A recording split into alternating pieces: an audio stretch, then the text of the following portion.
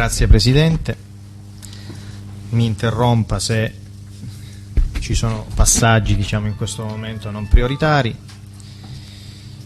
Parto da Fiume. Fiume è il perno delle ricostruzioni processuali che riguardano la Cosca De Stefano degli ultimi 10 anni. Perché per noi Antonino Fiume è un collaboratore di particolare rilievo? Perché finora è l'unico collaboratore che ha avuto accesso alle notizie riservatissime della famiglia De Stefano, perché per molti anni è stato fidanzato con la figlia di Paolo De Stefano, Giorgia, e ovviamente ha ascoltato tutti quei riferimenti che ovviamente i De Stefano non hanno mai fatto neanche ai loro più fidati alleati. Quindi confidenze veramente familiari. Nel 2008 la Procura di Reggio Calabria decide di esplorare nuovamente i principali collaboratori di giustizia degli anni 2000. Inizio a risentire Fiume insieme ad altri collaboratori di giustizia quando, se non erro, il 20 novembre del 2008, ripercorrendo l'elenco delle armi, perché avevamo interesse a capire che cosa, come mai in una famiglia così importante tutte le armi erano sostanzialmente custodite da una persona. Non è proprio prudente, e non è prudente alla luce del fatto che con la collaborazione di Fiume la famiglia De Stefano entra in un periodo di fibrillazione molto evidente. Cioè Fiume è uno che sa, è uno che può far male seriamente. E quindi con il catalogo delle armi sequestrate a Fiume tra il 27 e il 28 febbraio 2002 iniziamo a ripercorrere tutta una serie di accadimenti, intanto per sapere se sono armi pulite o sporche e soprattutto per sapere se lui è in grado di ricollegare quelle armi a determinati accadimenti. Il 20 novembre del 2008 arriviamo alle 2 pistole mitragliatrici, mi pare sono così catalogate nel verbale di sequestro, tipo Scorpion. Apro una parentesi e la chiudo subito. Fiume è un collaboratore di giustizia che spesso opera non solo riferimenti a fatti storici, ma condisce questi riferimenti anche con tutta una serie di valutazioni personali. C'è uno che non si sofferma soltanto su quella che è l'informazione fredda che è in grado di dare. Noto, arrivate a queste armi, che l'atteggiamento di Fiume cambia, cioè è come se lui su quell'argomento provasse una sorta di imbarazzo. Invitato a riferire perché su quelle armi sembra imbarazzato, lui mi dice: perché dottore, non so se questa è una cosa di cui io posso parlare, perché non ne ho mai parlato, proprio perché è una cosa che mi intimorisce. Dica. Le devo dire che queste armi in particolare mi furono raccomandate da Orazio De Stefano, che all'epoca era latitante, all'epoca intendo febbraio 2002, e che era il vertice della famiglia De Stefano accanto al nipote Giuseppe De Stefano, il quale mi disse più volte: Nino, guarda, tutte le armi nostre le devi custodire con particolare cura, ma stai attento ai due fucili mitragliatori tipo Scorpion, perché sono simili a quelle usate per l'omicidio Moro. Fiume, come capita per i collaboratori di giustizia, ovviamente è da allora, quindi da circa 10 anni, uno dei soggetti con cui io ho avuto più contatti per ovviamente motivi d'ufficio, e vi invito, quel simile di Fiume è un atteggiamento prudenziale di un collaboratore che normalmente non parla a vanvera. Fiume, in quella sua capacità di valutare oltre che di riferire, sa che se viene smentito su un fronte così delicato, come magari accade in collaboratori di giustizia che fanno affermazioni nette senza avere però poi grandi elementi di conferma, subisce un danno ovviamente molto serio in punto di credibilità soggettiva e di attendibilità dichiarativa. Quindi il suo simile lo dobbiamo valutare certamente come un passaggio da approfondire. Lo invito ovviamente ad aggiungere dei particolari. Lui particolari specifici sulle armi non ne ha, dice però sostanzialmente che erano delle armi su cui c'era un'attenzione molto alta, che erano nascoste in una particolare situazione e condizione, con diciamo delle misure particolarmente elevate di protezione. Perché è importante e interessante quello che dice Fiume, non solo in relazione alla mera indicazione? Perché Fiume nella custodia delle armi non è uno qualsiasi, cioè non è uno, capito, che ha soltanto idea o conoscenza del fusto, del solito fusto all'interno del quale le armi si tengono sottoterra. Fiume è un tecnico, perché l'officina Fiume, sono due fratelli, era l'officina che per conto dell''ndrangheta reggina, ovviamente capeggiata dai De Stefano già successivamente alla prima guerra di mafia, che si conclude nel 1977, è l'officina in cui le armi vengono modificate, in cui si modificano anche armi giocattolo, in cui si costruiscono silenziatori artigianali, in cui sostanzialmente, diciamo con un riferimento secondo me onnicomprensivo, si assemblano le armi. Questo Fiume lo riferisce nel momento in cui viene invitato appunto a chiarire la sua particolare abilità. Lui dice di essere stato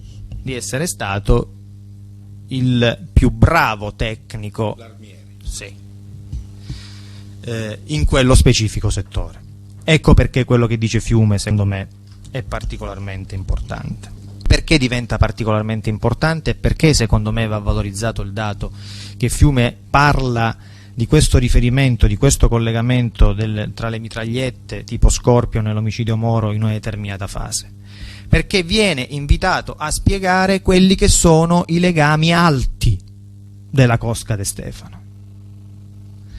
E i suoi riferimenti, da cui poi si sviluppano tutta una serie di ulteriori passaggi, a mio modo di vedere sono importanti per la Commissione. Fiume conosce la estrema vicinanza di De Stefano a determinati ambienti, non solo politici. Continua a riferire che nelle confidenze familiari si faceva continuo riferimento al fatto che i De Stefano godevano di protezioni superiori. Queste protezioni superiori erano garantite dai loro legami con appartenenti a servizi di sicurezza che aprivano determinate porte, e riferisce che tutto questo mondo ruotava nella famiglia De Stefano attorno alla figura dell'avvocato Giorgio De Stefano, uno dei protagonisti principali della ricostruzione Mamma Santissima. Dice anche tutta una serie di cose che riguardano i rapporti tra i De Stefano e le grandi famiglie ioniche, e torniamo al discorso Nirta. Perché che cosa spiega? Questo è un quadro poi ricostruito in maniera molto ampia in quei provvedimenti cautelari che abbiamo citato prima. Spiega che la famiglia De Stefano, legatissima ai Piromalli, aveva un rapporto privilegiato anche con i Nirta, la maggiore. Rapporto privilegiato, attenzione, qui è importante sottolineare questo passaggio, che non riguardava solo la famiglia Nirta. La famiglia Nirta la maggiore si chiama così perché è un'aggregazione di grandi famiglie che in gergo 'ndranghetistico sono definite la mamma. Cioè, quando noi sentiamo parlare, voglio dire, del ruolo di San Luca nel mondo, parliamo di queste famiglie. In Nirta la maggiore i cui capi storici sono Giuseppe Nirta, Antonio Nirta e Ciccio Nirta, aggregano attorno a sé i Pelle Gambazza, capocrimine per moltissimi anni prima del Mico Pedisano dell'operazione Crimine, i Romeo, cosiddetti Staccu, i Mammoliti Fischiante, che sono il gota criminale di quegli anni, cioè sono le famiglie che insieme ai Papalia per primi delocalizzano le loro operazioni criminali dal territorio calabrese ai territori che contano, Roma e Milano. E che cosa dice su questo passaggio Fiume? Dice: attenzione che per capire i veri rapporti di forza e per comprendere poi chi comanda davvero dovete tornare al progetto iniziato a seguito del summit di Montalto dell'ottobre 69, in cui si crea una componente più elevata, segreta, all'interno del sistema criminale calabrese, che poi in origine si chiama Santa, che è voluta proprio da questi storici capi. E dice: per rafforzare il ruolo dei De Stefano nel momento in cui erano stati uccisi sia Giorgio De Stefano nel 77, che non è l'avvocato Giorgio di cui parlavo prima, ma è il vecchio capo, sia il fratello Paolo nell'85, si pensa di far fidanzare e sposare Giuseppe De Stefano, figlio di Paolo, proprio con un appartenente alla Maggiore. E questo è un legame che secondo me rende compatibile il fatto che Nirta Antonio, figlio di Ciccio, due nasi, possa, se questo ovviamente viene accertato, essere stato presente in via Fani, e se, voglio dire, quella presenza non era una presenza passiva, come diceva lei Presidente, o occasionale, le armi possono essere arrivate ai De Stefano. Cioè noi qui possiamo decidere di ascoltare insieme centinaia di collaboratori di giustizia. Questi centinaia di collaboratori di giustizia ci diranno che siamo totalmente fuori strada e che stiamo inventando qualcosa che non esiste. Perché, come avviene per Cosa Nostra, solo pochissimi collaboratori di giustizia, e tra questi può rientrare Saverio Morabito, erano potenzialmente in grado di conoscere strategie superiori, che ovviamente non sono strategie condivise con l''ndrangheta di base. Perché è importante, diciamo, sottolineare questo dato? Perché per arrivare a capire chi può fornire elementi su cui lavorare dobbiamo partire da tutta una serie di considerazioni di fondo. Perché Saverio Morabito può sapere? Perché è coerente il riferimento di Saverio Morabito quando dice ho saputo da Domenico Papalia e da Paolo Sergi? Intanto su Paolo Sergi io vi rassegno subito un dato. Nel 2004, nella operazione Zappa, Paolo Sergi ha rapporti con Elfino Mortati di prima linea. Scambio droga-armi, Reggio Calabria esegue l'ordinanza, poi voglio dire l'operazione si smembra. Questo è un dato importante perché ci conferma determinati legami e soprattutto ci rafforza quelle che possono essere, voglio dire, le situazioni che hanno portato Saverio Morabito a sapere determinate cose. Non è Paolo Sergi però il perno di questo sistema. Il perno di questo sistema sono i De Stefano, Barbaro, Papalia, cioè l'asse reggino collegato a Platì che si sposta su Milano. Perché per quello che noi abbiamo ricostruito nell'operazione 'ndrangheta stragista, Domenico Papalia non è uno qualsiasi. Non è soltanto quello che in relazione all'omicidio Mormile per primo utilizza la sigla Falange Armata, ma è un soggetto collegato ad una serie di ambienti che sono gli ambienti, a mio modo di vedere, che voi ricavate anche dalle dichiarazioni di Saverio Morabito. perché a questo mondo è direttamente collegato anche Antonio Nirta Due Nasi? Perché Antonio Nirta Due Nasi è figlio di Ciccio Nirta. C'è un'operazione qui della DDA di Roma di molti anni fa, operazione Highlander si chiama, di Ciccio del 21, classe 21. Già negli anni 70 partecipava a incontri romani con i vertici di Cosa Nostra. Il ruolo dei tre fratelli Nirta, Peppe, Antonio e Ciccio, non è mai stato un ruolo parificabile a tutti gli altri. Ora, noi non abbiamo oggi elementi per dire che loro fossero i capocrimine dell'epoca, nell'accezione che viene fuori dalla ricostruzione proprio dell'operazione Crimine Infinito, ma sostanzialmente questo. Ed è questo perché, e poi vi do un elemento di valutazione secondo me importante, e questo perché quando viene consumata nel maggio del 93 la cosiddetta strage del 1° maggio, che è la prima vera contrapposizione armata tra i Pelle Vottari e gli Strangio, i Nirta Strangio, chi interviene, chi viene, diciamo,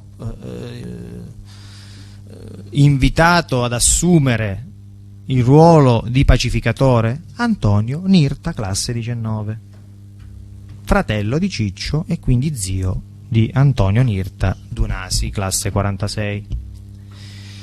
Chi viene invitato a intervenire nel 91 a Reggio Calabria quando è necessario mettere pace tra lo schieramento destefaniano e lo schieramento condelliano? Antonio Nirta, classe 19, il quale assume, guarda caso, le difese dei De Stefano. Ecco il rapporto fortissimo tra le due famiglie. Antonio Nirta, classe 19, va a casa dei figli di Paolo De Stefano.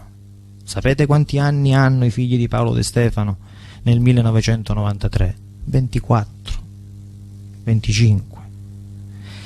E in quella intercettazione, che è un'intercettazione importantissima che noi abbiamo più volte richiamato e utilizzato, c'è la vera natura dei rapporti tra i Nirta e De Stefano. Ecco perché è credibile che se Antonio Nirta, nipote di Antonio, classe 19, a Via Fani, l'arma possa essere da De Stefano. È credibile, cioè è una strada esplorabile, perché Antonio Nirta, classe 19, c'è il patriarca dell''ndrangheta, quando è chiamato a risolvere il problema che riguarda il suo territorio, che ricade, diciamo, nel suo territorio, va a casa De Stefano e a due ragazzi dice: dovete intervenire voi, perché per mettere pace nel mio territorio io ho bisogno di gente alla mia altezza, altissima, anche se giovani.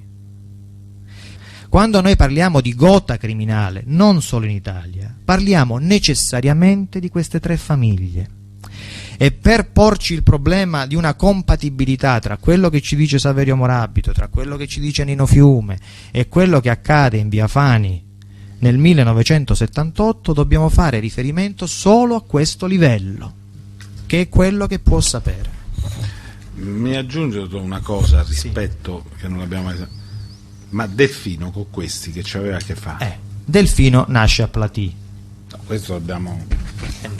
Il dato... L'autista quello della scorta di Moro nasce in quell'altro paesino. Sant'Eufemio, che non è un paesino qualsiasi. Per questo l'ho sollecitato, così ci fa una... Non è un paesino qualsiasi, perché Sant'Eufemio d'Aspromonte, insieme a Santo Stefano d'Aspromonte, sono vicinissimi i paesini, cioè il cuore dell'Aspromonte. Gli devo dire l'altro nome che io con le carte mi perdo, perché poi così sembra una cosa, ma a un certo punto noi scopriamo che Moretti va in vacanza in Calabria da un pregiudicato calabrese, si chiama Aurelio Aquino. Ecco, questo se lo segna da parte, se gli viene in mente di dirci qualcosa. Sono gli Aquino, appunto, della Locride, che hanno rapporto proprio con quella parte di San Luca che ha i rapporti con De Stefano. Perché Sant'Eufemia, Santo Stefano non sono luoghi qualsiasi?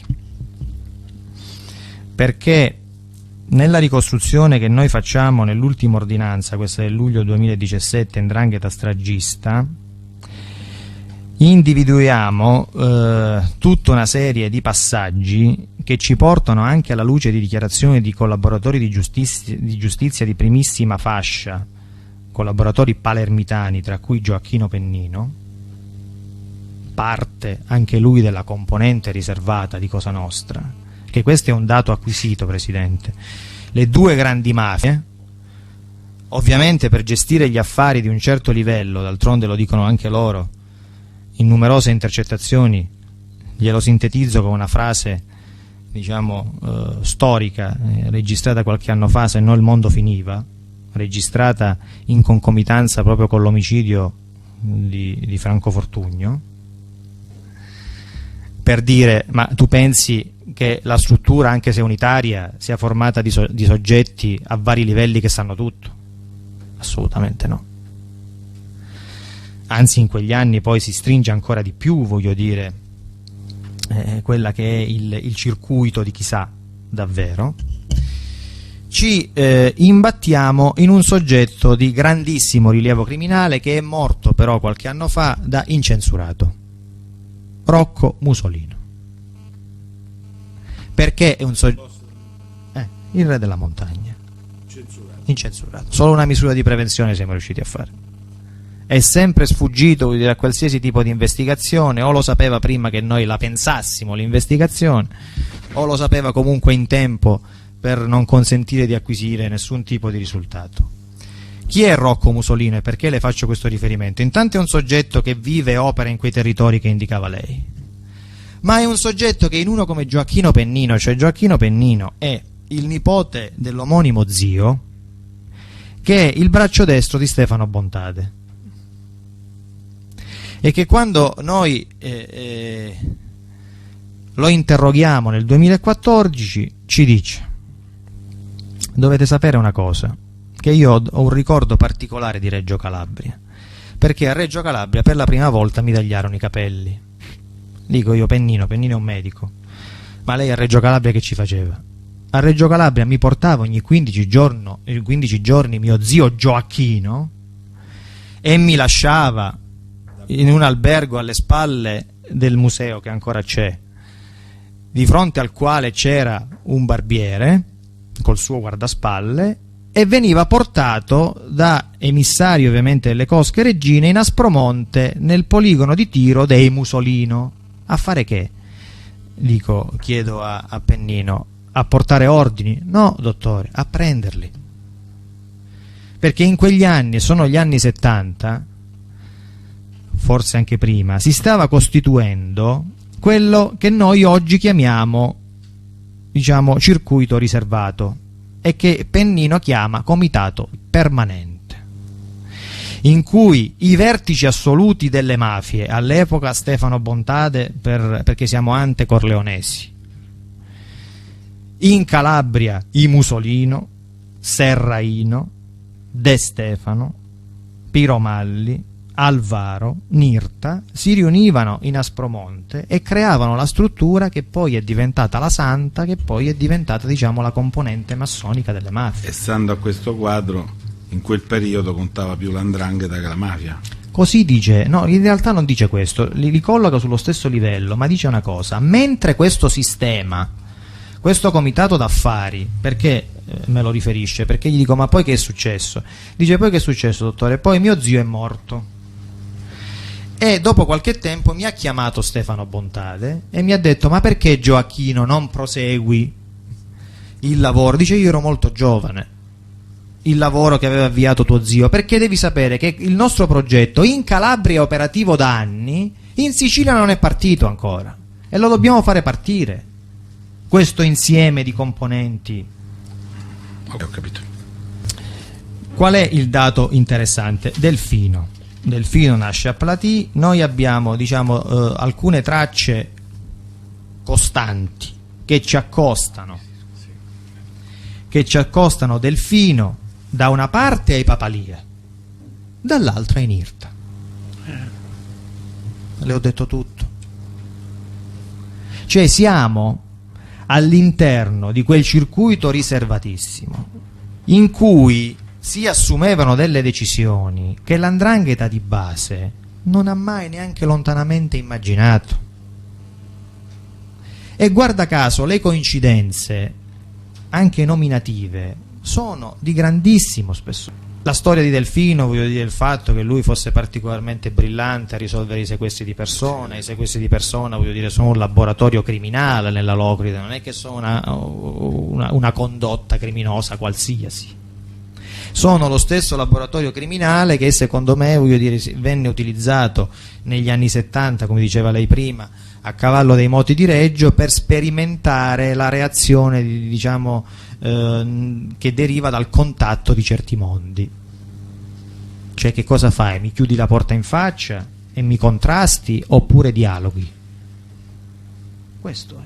Cioè, in tutta questa ricostruzione che riguarda i sequestri di persona, ovviamente Delfino non ha avuto un ruolo normale, perché sulla base di quella intercettazione che lei richiamava, cioè ci sarebbe al fondo, diciamo, la possibilità che Nirt Antonio possa aver partecipato con un ruolo tutto da ricostruire al sequestro Moro e quindi possa essere stato presente in via Fani quel giorno perché doveva ricambiare un qualcosa che era connesso all'uccisione di questi Strangio. Astrattamente ci potrebbe stare. Potevano aver rotto le scatole nella misura in cui però gli Strangio sono certamente una famiglia di prima fascia, e in quegli anni, che sono gli anni che caratterizzano proprio l'inizio e la fine della prima guerra di mafia, che come diceva prima il procuratore trasforma radicalmente l''ndrangheta e per sempre, c'erano vecchie famiglie importantissime. Ad esempio sulla Ionica c'era la famiglia Macri di Ntoni Macri, il re dei re lo chiamavano proprio perché già all'epoca era un tutt'uno con il Canada, con il Nord America. E sul Reggio c'era l'antesignano dei De Stefano, che poi il cui scontro armato porta alla prima guerra di mafia, che è Mico Tripodo, che questo tipo di livello superiore, e quindi il modello santista, non lo volevano. Ora ragioniamo, diciamo, ponendoci in questi termini. Mettiamo il caso che, come segnalava lei in relazione al bar Olivetti, per rendere possibile il sequestro Moro bisogna ovviamente lavorare in anticipo. E il crimine dell'epoca, il crimine inteso però come crimine ristrettissimo di queste grandi famiglie, inizia a discutere di determinati argomenti, e all'interno di quel circuito altissimo qualcuno dice: ma voi siete pazzi, perché questo avveniva in quegli anni. Era avvenuto anche prima, perché quando muoiono ad esempio Macri, che si contrappone a questa opera di modernizzazione e di ulteriore compartimentazione, e quando muore Mico Tripodo, muoiono proprio, voglio dire, uno nel 75 e uno nel 76. Quando muore il freno al cambiamento. Sì. Quando muore Giorgio De Stefano, che dopo il cambiamento doveva diventare il capo dei capi ed era il capo dei capi, nel novembre 77. Cioè siamo in una fase in cui l''ndrangheta si trasforma profondamente, ancor più di quanto aveva iniziato a fare nell'ottobre del 69, e crea le condizioni per interloquire con... Visto il legame di Di Stefano con la destra, questo provocava una preclusione totale verso un terrorismo di sinistra, oppure No. Le armi si vendevano a chiunque, gli affari si facevano con chiunque? Assolutamente no. Assolutamente no, per quello voglio dire che noi siamo in grado di dire, e questa effettivamente è una di quelle verità processuali che viene ancora oggi resa in maniera distorta. Intanto perché l''ndrangheta in genere, e soprattutto l'alta 'ndrangheta, non ha colore politico. Chi fa comodo? No. È chiaro che se tu, voglio dire, ti rendi conto nel luglio del 70, io sono nato a Reggio Calabria con i carri armati, quindi è un qualcosa che poi ho chiesto crescendo, è un qualcosa secondo me che mi spinge, diciamo, a fare una serie di riflessioni. Capisci che cavalcare i moti di Reggio che nascono per un motivo Ok. ben chiaro, è un qualcosa di destra, in quel momento cavalchi quello che vuole la destra e crei tutta una serie di rapporti che ovviamente poi ti trascini. Se ti serve la sinistra eversiva, la cavalchi, chiaro.